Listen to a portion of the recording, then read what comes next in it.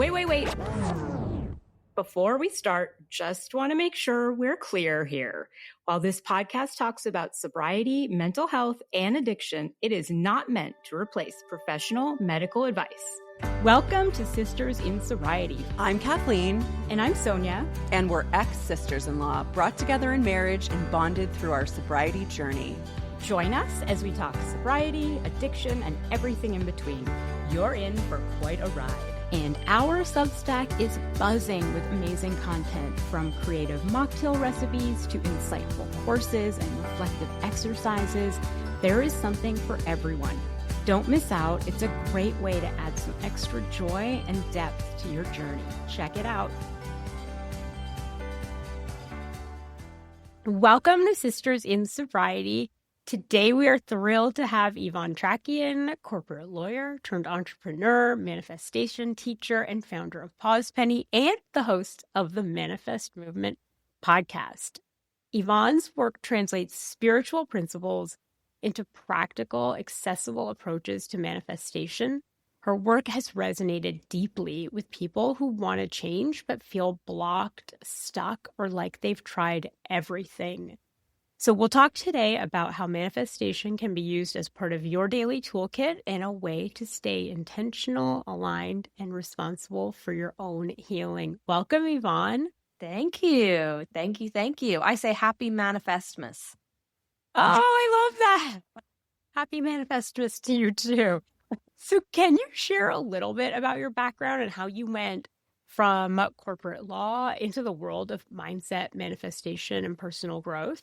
Yeah, so I was telling you before that we turned on that I grew up in LA, but I'm from Ireland. So I'm from the west coast of Ireland in a place called Kerry. And I became a corporate lawyer. But in May of 2020, I had a little girl. Her name was Polly, and she passed away during pregnancy at 5.5 months pregnancy. And that was the point at which I started questioning what I wanted to really do with my life. Now, I've always loved being a lawyer. I really do love law. So it wasn't like I hate my job. I want to do something different. But it was more about like, who do I really want to be in this world? And I remember that when I was going through that time for me, which was grief, I went back to the number one thing, which was gratitude. And I started just practicing gratitude daily, but I could only write one thing a day. So I created this gratitude box, and then I created a manifestation box. But I really was only creating it for myself. I was lucky and blessed with the fact that I could have a friend with a business that helped me create it and do the branding of it. Like, obviously that's expensive and not everybody would be able to do that. And then she asked me, how would I monetize it? And I said, I'm not going to monetize this. But then it just spiraled. And I started the podcast, and I started the manifestation challenge, and it's just grown. And I've had events, and the events have been with other very big international manifestation coaches, and they've sold out. And it's just, I just feel like, when people say, if you do what you love, you'll never work a day in your life. And I'm like, oh my God, it's so cliche, but I actually feel exactly like that when I talk about manifestation. And a lot of people say to me on my podcast, the Manifest Movement, they're like, how can you just go in and talk for 20 minutes on a subject on manifestation? I do not prepare for my podcasts. I do not think about what I'm going to say. I just go into a studio and I'm like, okay, what's coming to mind? What's coming up this week for people? What are people asking me? What are people asking me this week? And then I just start talking. I don't have notes. I just talk. Same with my events. So it's just something I really love. And I also just want people to know that, you are creating your reality with your thoughts, your feelings, your beliefs. And, you change your thoughts, you change your life. And it's not like my journey has been, so easy. I had 3 miscarriages before I had my son, which were totally devastating for me. I had a loss of a baby at 5.5 months. I told you before, I had lots of health issues. I had a heart operation that didn't go the right way. But yet I still knew that everything always works out for me, and everything will always work out for me when I have those tools in the manifestation tools in my toolkit. You know what I mean? So that's kind of how it all began. It began with grief, really, with the loss of a baby, and now I can look back and think, wow, like that was the point at which my whole life changed. And I feel like that was the most devastating time of my life, but it was also the most transformational. Yeah. When do you think it started to change this manifestation as a practice into more than just a personal curiosity? Oh, I've just manifested so many things in my life. When I was 18, I was given the book The Secret by my uncle. I lived in Ireland at the time. I moved back when I was 13. He lived in LA, but he's Irish, and he came home and he said, "This is the book, The Secret, and you should definitely read it." And I read it and I was like, this is me. This is totally who I am. This is how I behave. Like, that is who I was. And I just had a fierce belief in myself, and I had a fierce belief in possibility. And I think I've always been one of those people that would say, if I'm going to do something, I do it. Like, I don't faff around. I don't know if they use that word in the States anymore, but like, I don't like dilly-daddle. Yeah. Like, I'm like, I go for it. And I have this delusional belief in myself. For example, a colleague of my husband said, "Oh, I follow Yvonne and I love her stuff, but I think she should back herself more." And my husband started laughing, and he said it to me, and the two of us started laughing. We were like, "Listen, I think she should." I don't know what kind of impression you're getting, but like, I am delusional to the highest order. Like, so, but what I would say is a lot of things started to add up. Like, for example, when I had the heart operation and they told me that there was a very, very small chance, 0.1% chance of nicking a vein in my leg, that was one of the risks. And I was like, if it's rare, it happens to me. Don't tell me about the risks. I don't want to know. And then it happened. And then the doctor, the vascular surgeon, kept saying to me, "You're so unlucky. You're so unlucky." And I kept repeating to myself, "I'm so lucky. I'm alive. I'm so lucky." And I asked him, could it heal itself? And he said, "No, that would be a miracle." And I started to visualize, and then the hole was still there. It was still there. It was still there. And it was gone. Right. So that was like the first miracle that happened. The hole was gone. But when I was pregnant with my son, I had an emergency section and he was on the cord. And my obstetrician said to me, "Oh, wow, I'm really glad that we had an emergency section because he was on the cord." And I said to her, like, what would that have meant? Like, if I gave birth to him naturally? And she said, 40% chance of death or disability. And I remember specifically saying in the moment to her, "Oh my goodness, next child is going to be a section. This cord, I became obsessed with the cord."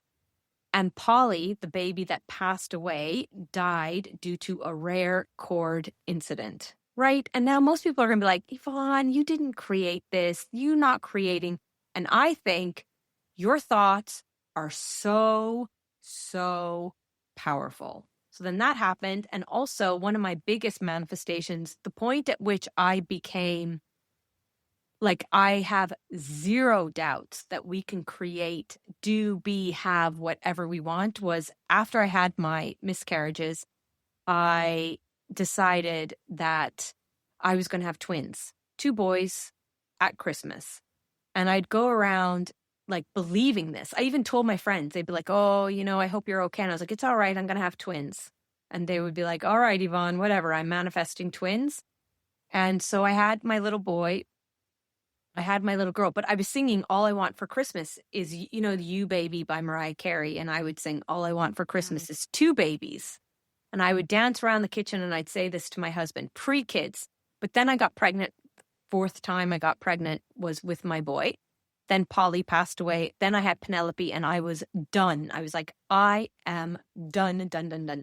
My husband wanted a 3rd child. So I said, okay, And I got pregnant naturally, and it was twins, and it was 2 boys, and they were due in January 2023, and they came on Christmas Eve. And that was the point at which I was like, anything is possible when you believe, but it's the belief part. It's the believing that is possible. And we have so much childhood. We have trauma. We have what teachers would have said to us. We have what what society says. We have all these little bits and pieces that go into our head that make us not believe that it's possible for us. Now, I talk about manifestation with a little dose of reality, right? So let me give you an example. You want to manifest a house in Beverly Hills, but you can't even afford your rent in your apartment. You're not going to start manifesting the house in Beverly Hills. It can be a long-term thing, but you have to have these stepping stones to get there. You know, like I always say, start with little steps till you get to the big, and do things in 6 to 12 month time frame. Because if something's like 5 years out, I'm not saying you can't have the house in Beverly Hills. You can have the house in Beverly Hills, but if you can't afford to pay your rent, how are you going to believe that you are sitting in a house in Beverly Hills? Maybe you might believe, well, I can pay my rent. Oh, now I can pay my rent. Now I can get a mortgage. Because it's all about the belief. And you have to create that belief that it's possible. But you're not going to create this belief if it's totally unrealistic to you. Like a lot of people say to me, well, why don't you manifest winning the lottery? I'm like, well, I possibly could, but statistically, I know that it's unlikely. So, and secondly, why do I that's just not something that, like, one of my steps in manifestation is why? Why do you want it? Yeah, it's great to have a lot of money, but like, I'm happy to earn my money. I'm happy to put to do what I love and get compensated for it. I don't need to just land it for me personally, you know? Like if I won the lotto, I'd still do this. So the point at which I had twins on Christmas Eve, because they were due in January of 2023, that was the point that I was like, okay, anything is possible. And I mean anything. But there's so many little bits to manifestation. Like there's the fear, there's the believing it's possible, there's the surrender, there's taking action. There's a lot of little bits and pieces. There's taking responsibility for yourself, you know? Yeah, and this is why I was really drawn to your work, was that you do talk a little bit about if you feel stuck, even though you're doing all the right manifestations, here might be the reasons why. And so what is the difference? I think the lottery example is a great one of like performing a manifestation routine and actually being aligned with your manifestations. I'll give you an example. I really wanted to manifest a soulmate. So I really wanted to meet somebody. And I was working in a law firm, and I was working until 2 or 3 o'clock in the morning and on M&A deals, so massive deal. And then I'd get up and I'd go exercise, and I'd do this over and over again. And I would work every single weekend. And I would go to bed at night with a fake engagement ring on my finger. And I'd be like, I am manifesting a soulmate. Universe, send me. I didn't have time for a soulmate. I didn't even have time to wash my hair. I am not in alignment with it. And then I noticed myself saying these things, which I didn't even realize. Oh, I'm never going to meet anybody when I'm working these hours. I'm never going to meet anybody working these late, long law hours. I was telling myself I was not going to meet somebody, yet I was still wearing the fake engagement ring at night. So we might be manifesting something, but our actions are not aligned with it. I'll give you another example. This happened the other day to me. And this is totally a big, big culture difference between Ireland and the US as well. And it is about money, right? Like the US, it's like the land of the free, the money, show me the money, universe, show me the money. We get like uncomfortable talking about money in Ireland, right? It becomes uncomfortable. The number one thing people want to manifest when they do one of my manifestation challenges is always more money. Always. It's always more money. And I have noticed that firstly, people will start complaining about money. Listen, you might be broke. I was broke too. I had to manifest €1 before one of my paychecks, which is $1. Yeah. And they would say, oh, it's so hard to make money. Everything's so expensive. Another damn bill. Oh my goodness, that is not helping, right? So what they're saying to themselves. But the other thing, which is interesting, is let's say someone wants to buy you a coffee. And you're like, oh, no. No, let me buy you lunch. No. I'll pay myself. No. Like you are pushing away. That is money. That is your $20 lunch that somebody wants to gift to you. And you are asking the universe, I want more money and abundance in my life, but you're pushing it away. So I had to go to a really nice hotel on Friday of last week. And I remember last year I did a big corporate talk and I got lost, right? I got lost. And I remember thinking to myself, I had to pull over, call a cab and tell the cab, listen, I don't even want to get in your cab. I just want to follow you, right? So it was the easiest money he's ever made because I didn't want to be late for my corporate event. And I remember thinking in the car, when I make it big, I'm going to have a driver. And simply because it's efficient, right? So I'm thinking I'm going to have drivers. So anyway, I have to go to these board meetings and the assistant to the CEO says, would you like me to get you a car? I'm like, oh yes, 5-star life. I would love for you to get me a car. Because it's an hour outside Dublin and I will likely get lost and I don't want to be late for my board meetings. So I get into the car and the driver is super nice. A guy named Robert. I'm in his really nice car. There's luxury seats, everything you want there. And he asked me what I do. I tell him I'm a lawyer, but I also do manifestation and all that, right? And I tell him like one of the biggest things, he's asking me kind of like, what are the biggest things people are manifesting? And I said, money. And he's like, oh yeah, okay, understand that.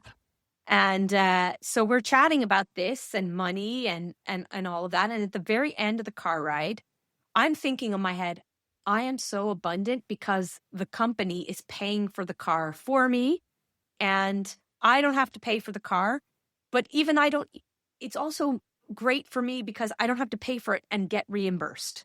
So I am like thinking in my head, I am abundant. This is great. I get a driver. So I say to him, can I give you a tip is there a way I can give you a tip? Because I'm not paying for the car, the company is. And you know what he says? Oh, no. You don't need to do that. This is extremely Irish, okay? Tipping we don't have a massive tipping culture in Ireland. We would definitely tip in restaurants.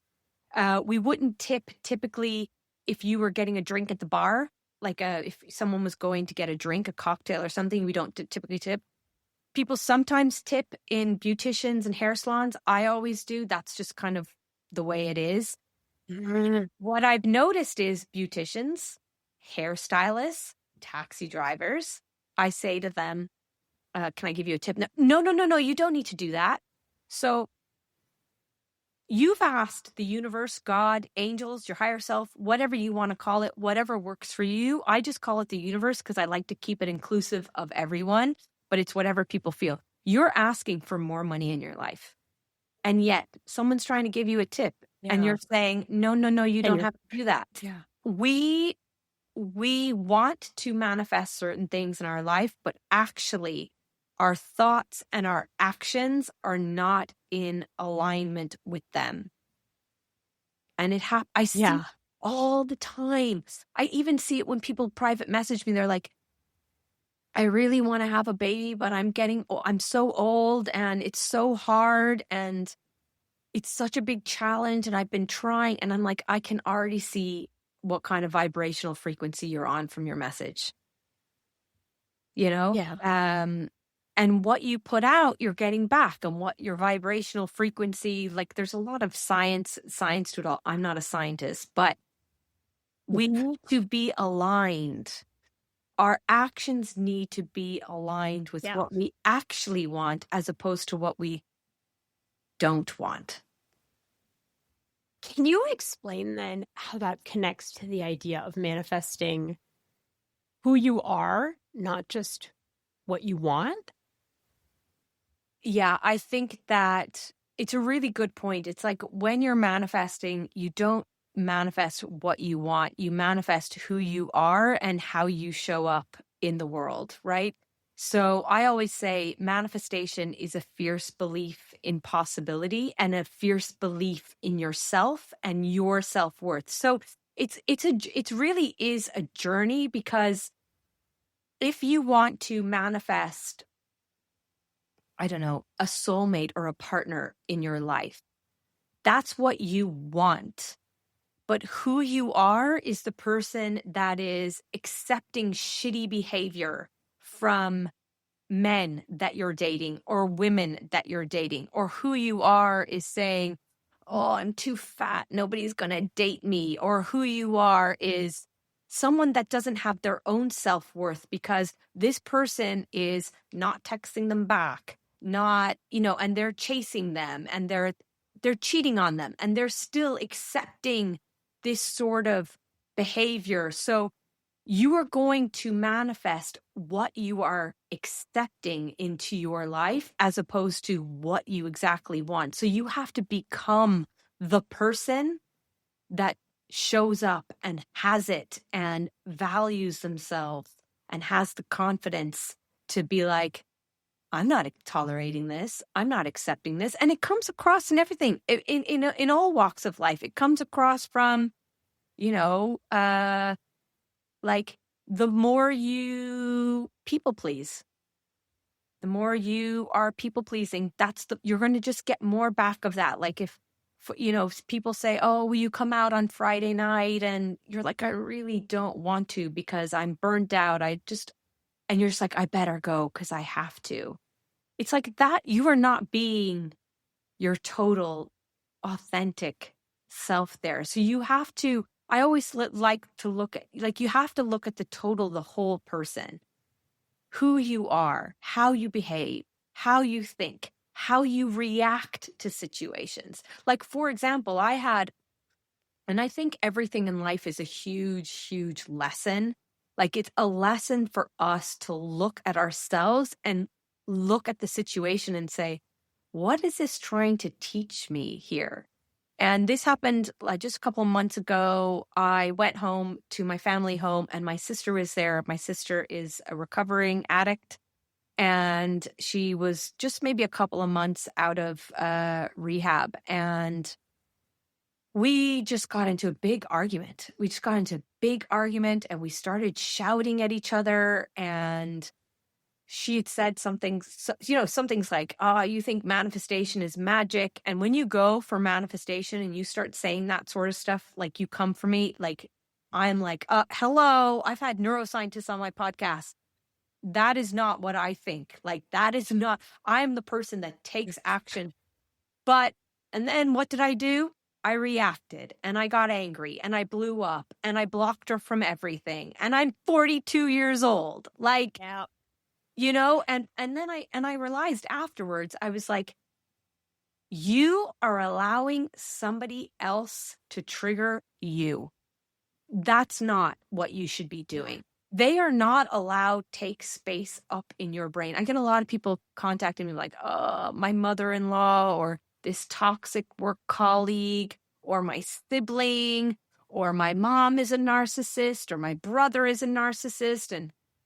And it's constant. And I just say, you've got to let that go, because I have this new kind of line, and it's expect it, accept it, and move the F on, right? So expect that they are going to behave in this way because that is who they are and you're probably not going to change them. Accept it. Accept this is the way they are. Your son's father is a narcissist and he's always, not showing up on time. Instead of like calling all your friends and like, he did it again, he's done this again, and he's such an asshole. And fair enough. You've come to him and you've said, listen, I don't like this. I don't like this sort of behavior. I don't like you treating me like this. I don't like you teaching me. You say it once. If they don't get it, you have to accept that that's who they are. And I think if there's a level of acceptance, you move it out of your brain and you're able to move on. But the more we stay in a position of going around and around and around from what people have said or done to us, we're just killing our own vibe. We're just killing our own vibe. So I always say, look at your whole self. What are you doing on a daily basis? How are you reacting to situations? How are you letting other people consume your thoughts? Are you yourself your worst enemy? Do you have your own inner, like I interviewed a Stanford researcher. She's amazing, Emma Seppala, and she talks about the inner terrorist, which is our own inner voice. What are you saying to yourself? It's so hard. I can't do that, but this, but that. It never works out for me. So I think we can allow other people to take up space in our heads, and we can have our own voice, which is not conducive to manifesting what we really, really want. Yeah. And how does that sort of setting the expectation and accepting that, how does that kind of alter our reality? I think that once you expect it and accept it, like it's kind of like the Mel Robbins let them theory.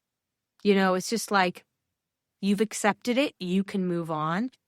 Like, have you ever been in a situation where somebody has really annoyed you and you've talked to your girlfriends about it, you've texted your girlfriends about it, now it's a story with your siblings, it just keeps going and going, and at some point you have to draw a line in it, because all it does is it lowers your own vibe, because now you're angry.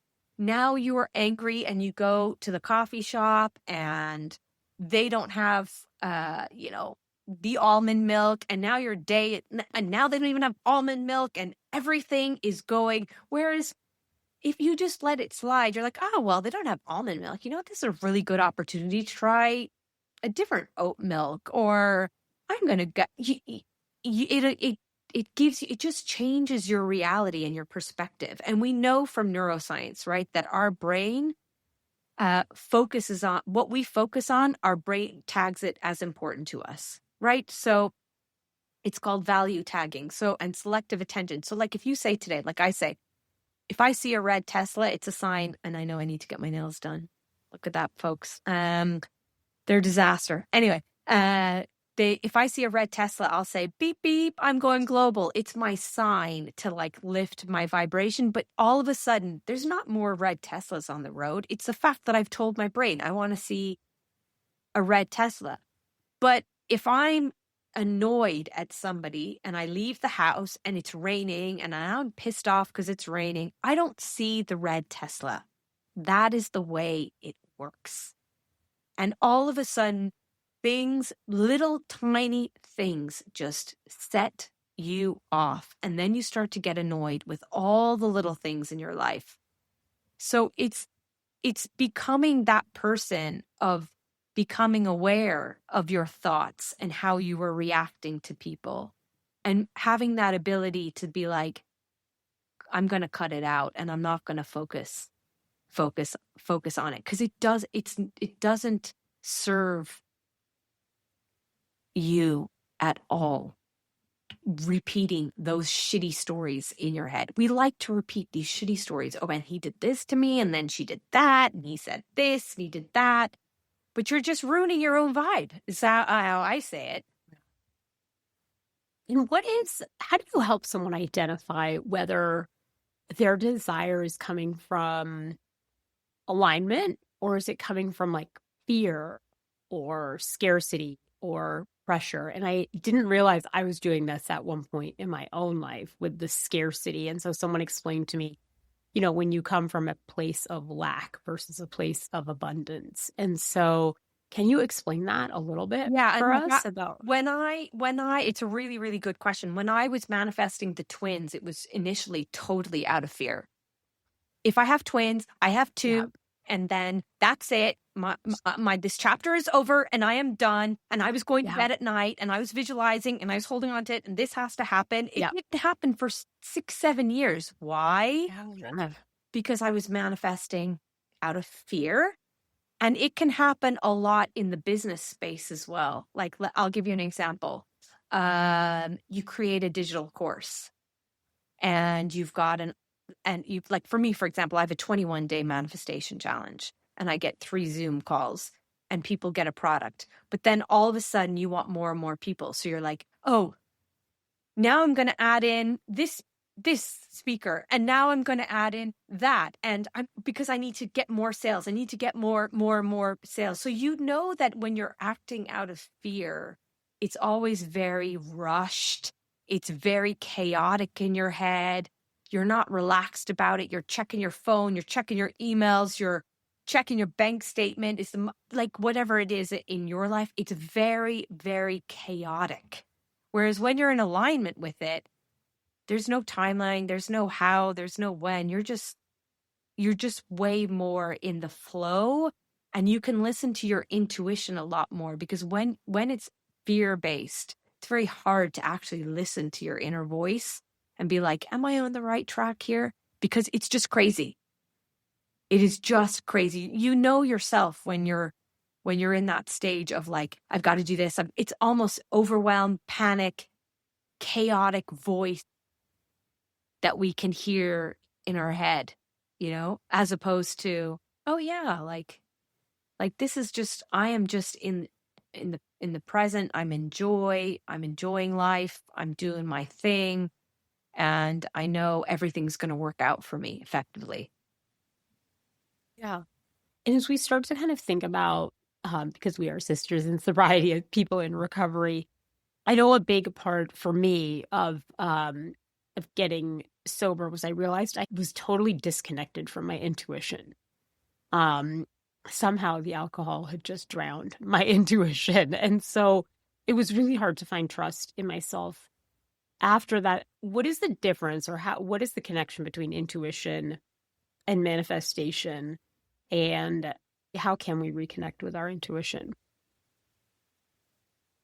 Yeah, well, firstly, I think like there's an amazing neuroscientist called Dr. Tara Swart, and she talks a lot about intuition and manifestation. She talks a lot about manifestation and signs. She's absolutely incredible. And I don't really know the science behind intuition, but all I know is that whenever you get that feeling of a deep knowing, you just know something's going to happen. You feel it, you know it, right? But your intuition cannot come to the fore when you are in a state of like anxiety or drug induced or alcohol induced. And I'll give an example. When I was pregnant with Penelope, who's my second girl, I had the loss of Polly just before that. So I was deep in anxiety, and I've never had anxiety before in my life.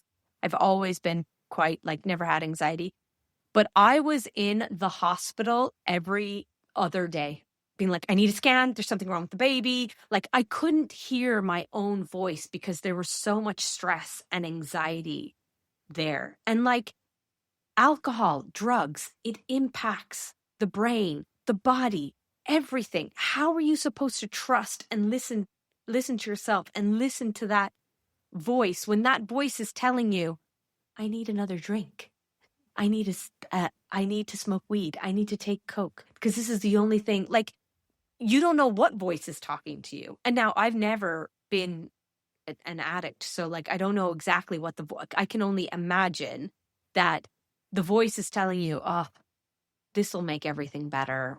And how can you trust that when you know logically, but hold on a second, it might make it better for a couple hours, but then I feel like shit tomorrow morning because I'm tired and I'm cranky and I can't get out of bed and I've missed my gym session. You lose all trust in yourself. Why? Because you let go of all your commitments. Oh, I didn't get to work on time. Oh, I missed that meeting with my friend that I had to cancel on them, or I missed the thing. Oh, I said I was going to start working out and get fit and healthy, but I've snoozed every single morning. Like, how are you supposed to trust yourself? You'll never trust yourself if there's this alcohol induced or drug induced, because that it's just going to change your brain. It's going to change the way you think. These things aren't going to become important to you. But then you start to realize, oh, I've skipped the gym that I said I was going to do. Oh, I missed the work that I said I was going to do. Or this client now is not happy with me. I don't know if that makes sense, but it's like you're you can never fully trust yourself if you're taking these substances and you're breaking all these small little commitments to yourself. Mhm.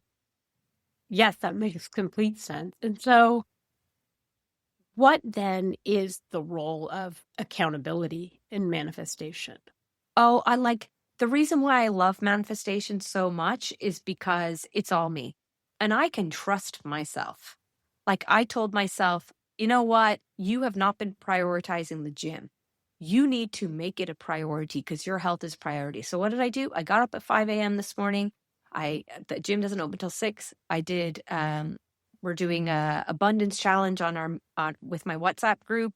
And I sent them a little voice video call on my WhatsApp group. I banged out an email and I got myself to the gym. And I told myself, I'm going to go. I make those commitments to myself. I take accountability. I take responsibility. If I say it is time to go back to the gym and be committed and do it, right? Then I do it. Because if I can't do the little things that I tell myself, how am I going to believe in myself that someday my podcast is going to go global and I'm going to write a book? You have to be able to trust yourself. You have to be able at some point to take responsibility and accountability for your own life and stop telling yourself the shitty story. At some point, we have to move on from that shitty story, but I'm a single mom and it's so much harder for me. And he treated me this way, or I didn't come from money. Like, we can keep telling, you can either stay in your misery or you can make a decision today. That's it. That's it. No more of my bullshit. I'm taking responsibility for my life. I'm going to start making some changes. Is it easy? Maybe not. Maybe you have a lot of work to do. That's okay. But will you get there? Yes, you will get there. And sometimes it just takes a little bit of time. But like, everyone needs at some point to take accountability and stop blaming other people, Yeah, and I think also another thing for people that have struggled with substances is this sort of need to like numb out, right? And so can people in recovery start to use manifestation as a form of spiritual bypassing to avoid hard emotions? I mean, I think that if you bypass your emotions, they're going to catch up with you eventually, and they're going to catch up with you in a different way. Like, for example, after I had the loss of the baby, I went straight back to work. I found out on a Monday, I had her on the Wednesday, I was in the office on a Friday. I used work as my addiction. Still am a little bit like that, but I used work as my addiction. And then when I had Penelope, the baby, I had her afterwards. I remember 5 months in, I just wasn't happy. I just wasn't happy, and I knew that I had to process everything. I had to let go. I really had to let go of a lot of shame. And you might say, shame? What do you mean? And like, it's kind of similar to addiction. There can be a lot of shame around addiction. And like, for my sister, for example, she's kind of like, well, my sisters are successful. My brother's successful. And I've got this. And I'm the black sheep of the family. And I'm always the one that causes all the problems. And I'm the one that got pregnant out of wedlock. And I'm the one that was found drunk at the side. I don't know. I'm the one that was caught for drink driving. Whatever it is, there is shame. There can be shame, can come in many different ways. And for me, it came through, why can't I have a baby? Why can't I, why are all these other women able to have a baby and I'm not able? And now it's happened to a baby at 5.5 months. So I do think that if you push your emotions down and try and bypass them, they will catch up with you. I knew I needed to deal with it a little bit later on in my life, after I had my other little girl, that I was just there was an unhappiness. I hadn't dealt with it. I had pushed it away.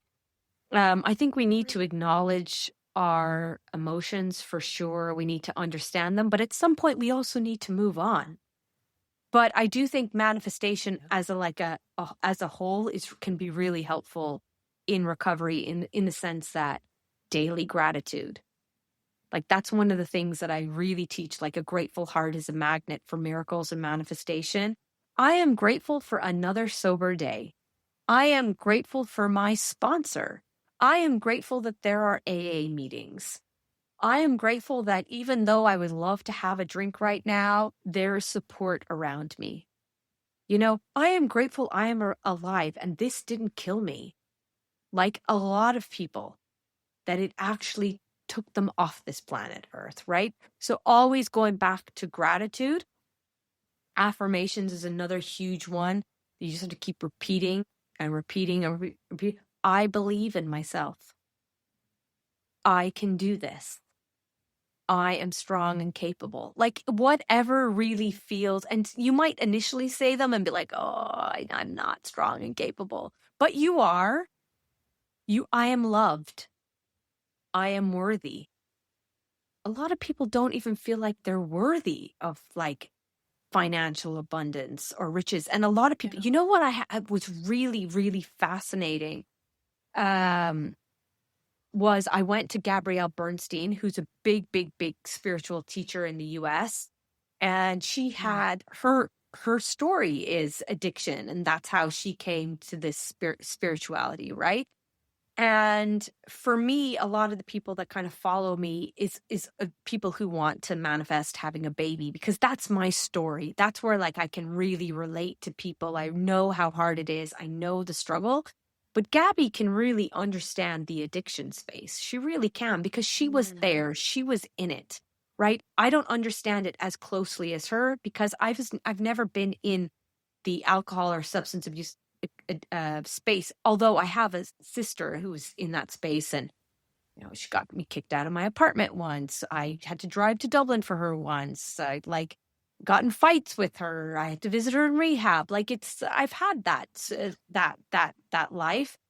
But one lady at the event in July of 2025 in Ireland, Gabby came to Ireland, said, I've been in addiction and I really struggle to forgive myself for all the things I did while I was an addict. Now, while you were an addict, you might have stolen money. You might have had sex for money. You might have, I don't know. You might have treated people really badly. You might have neglected your children. And there's a lot of shame around that. And there's a lot of, you need to get to a place where you can forgive yourself, because you weren't in the right mind, So I don't think we should bypass any of our feelings. I think that we need to acknowledge them, accept them, work on them. But at some point, you need to let go of the story. Like, I'm the addict, but I'm an addict, but I'm an addict. At some point we need to move forward. Move forward with what we tell ourselves. I said something recently to my sister about something, and she was like, but I'm an addict. And I'm like, okay, I'm sorry. And I haven't been there. And I know you keep telling me that I don't understand because I'm not in the space. But at some point, you have to stop using that as your excuse, And I don't know if I could get killed not killed, but for saying something like that, because that was something that I was worried about, that people would be like, well, she doesn't know because she hasn't been there. But I'm making excuses, just like, people like single moms contact me like, yeah, but it's so hard for me. It's hard. I'm like, yeah, but you know what? At some point, you have to stop telling yourself that story, because there's a lot of amazing successful single mothers. I'm not saying it's not harder for you. Listen, I'm in a 2-family relationship. I have a husband. He is phenomenal. And I wonder, how do these single parents do it? But at some point, you have to stop telling yourself the shitty story, stop identifying as the addict, the single parent, that, this, that, or the other person, and start moving forward, accepting your past, acknowledging your past. But it's time, at some point, it's time to move on. Yeah, and I'm familiar with it too. I have a brother who is also an addict, and whenever you question him about his life choices, he says, "Well, I'm an addict." And so I look at it differently, which is and I said this the other night. I said, it sounds crazy. I feel so lucky that I got to be an addict, right? Like I feel so lucky that I don't have to wonder about certain things. Like I don't have to make a decision whether or not to have a drink at a Christmas party. I don't have to wake up the next morning and wonder if I said something stupid.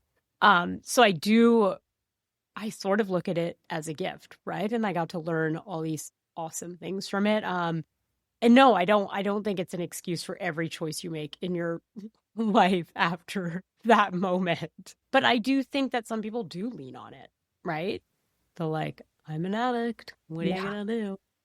Yeah. And so can you describe your 21-day manifestation challenge and why do you think that structure works?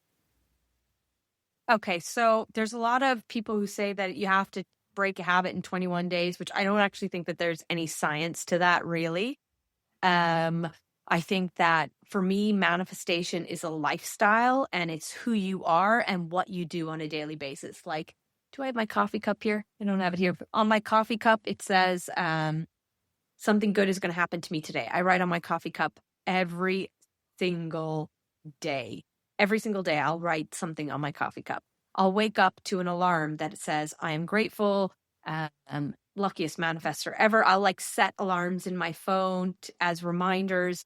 When I make breakfast for the kids, we are saying gratefuls. When I brush their teeth, we're saying affirmations. When I'm out in the street, I say to people I'm a vibe, you're a vibe.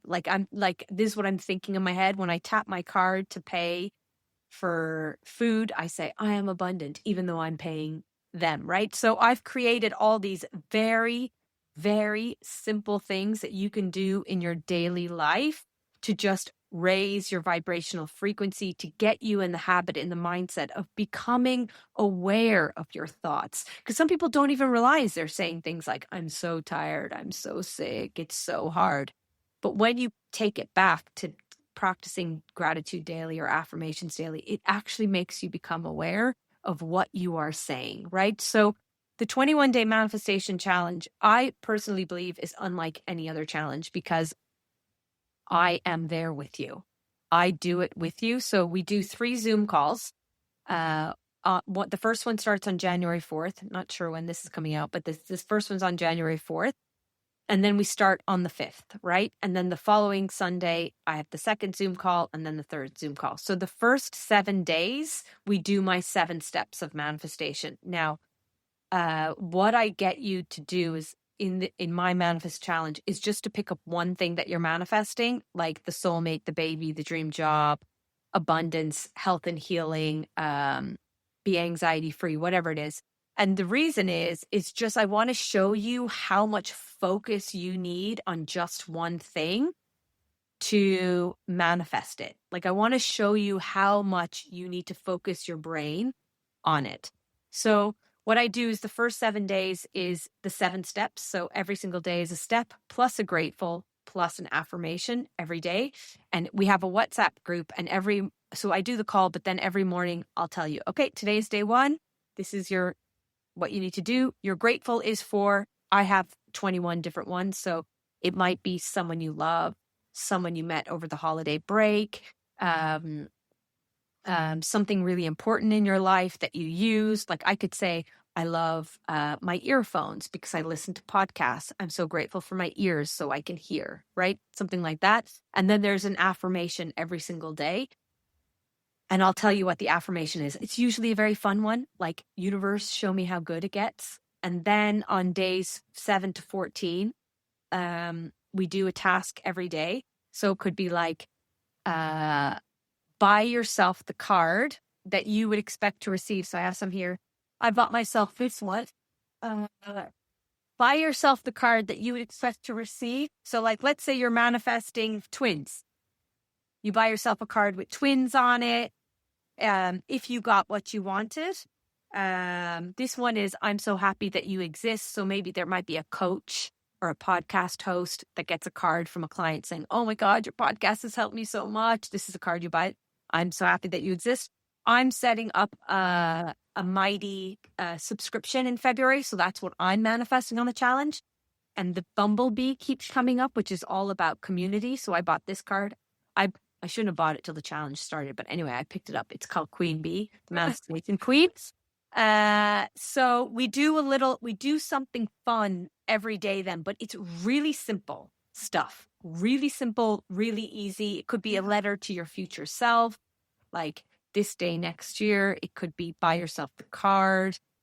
It could be change your password on your computer to whatever you're manifesting. So like global podcast 2026 ! So every time you go into your computer, you're putting in that password.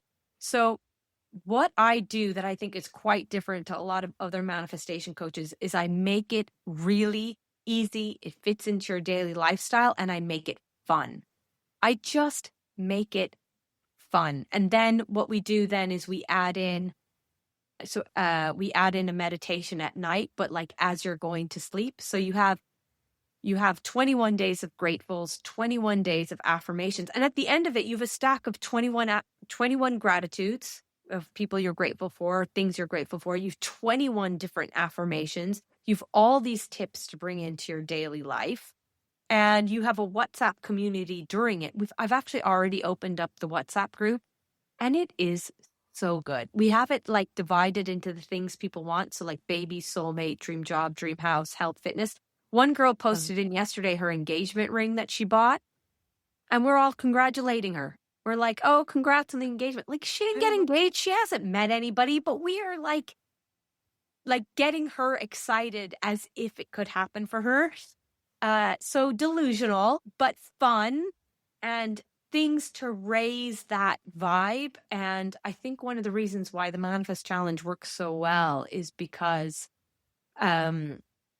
it's just a really good community. And we know from neuroscience that if you write it down, you take action and you have accountability, you're 73% more likely to achieve your goals. Now, I don't know if in the 12-step process you write it down, but you write down what you want, but you have accountability through a sponsor. There's a reason for that. So the way the Manifestation Challenge works is you're writing down what you want to manifest. You're doing your gratefuls and affirmations every day. You're doing your little tip, but it doesn't take a lot of time. Like we don't have 30 minutes to meditate or journal. If I have 30 minutes, I'm in the gym.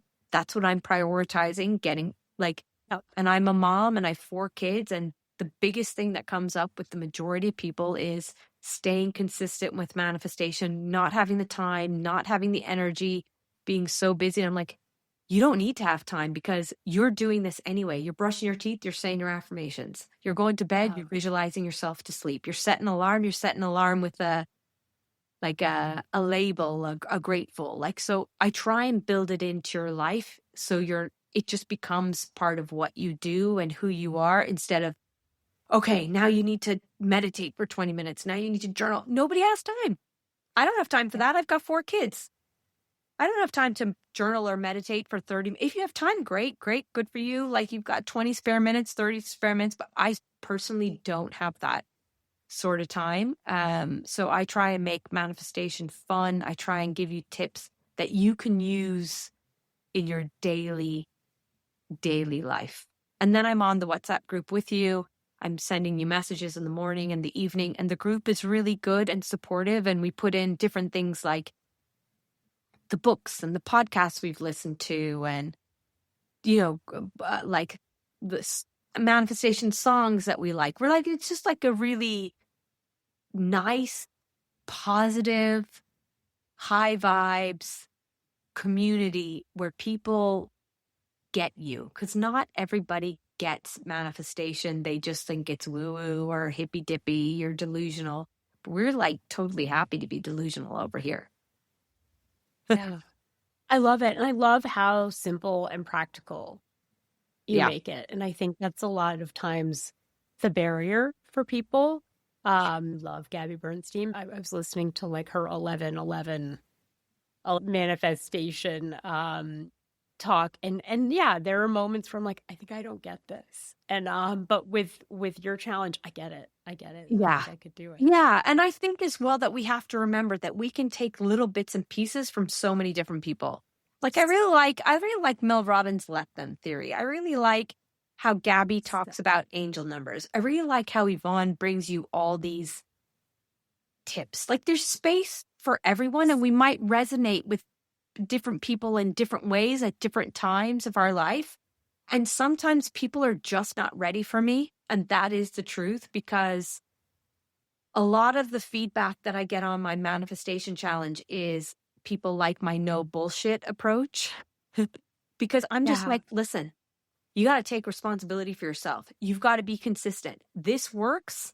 But if you're just going to make an excuse that, oh, but like, I can't do this or I can't do that, I'm like, I'm asking for like 1 minute of your time in the morning. And if you can't give me that, I sometimes say to people, if you can't give me 1 minute, then Jesus can't help you. Like you're, you stop making the bullshit excuses. You either want it or you don't want it. Excuses never manifested anything. The amount of excuses, Sonia, that I told myself, I'm so busy, the gym, I'm not exercising, it's okay, you've got 4 kids. Listen, excuses aren't going to be good when I can't, run after my kids because I'm too unfit, I'm too tired. Like you've just got to prioritize it. But having said that, we are all living busy, fast-paced lives.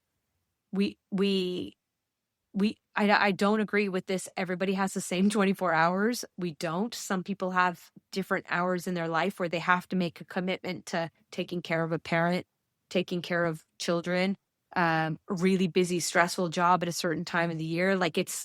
So all we need to do is we need to simplify it for people. Make it simple, make it easy, and make it fun. Yeah.